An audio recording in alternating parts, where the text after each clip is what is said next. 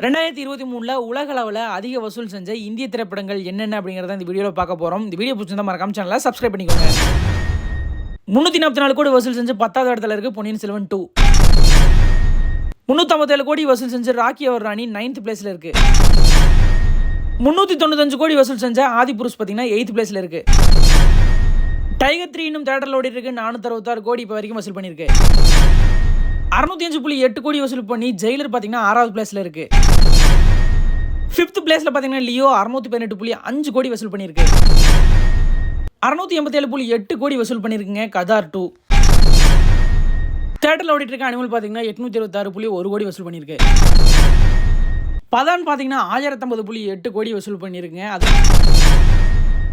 First பிளேஸ்ல ஜவான் பார்த்தீங்கன்னா 1152 கோடி வசூல் பண்ணியிருக்குங்க. ஃபர்ஸ்ட் 2 பிளேஸ்மே ஷாருக் கான் தாங்க. இதில் உங்களுக்கு பிடிச்ச படம் எது அப்படின்னு மறக்காம கமெண்ட் பாக்ஸில் கமெண்ட் பண்ணிருங்க.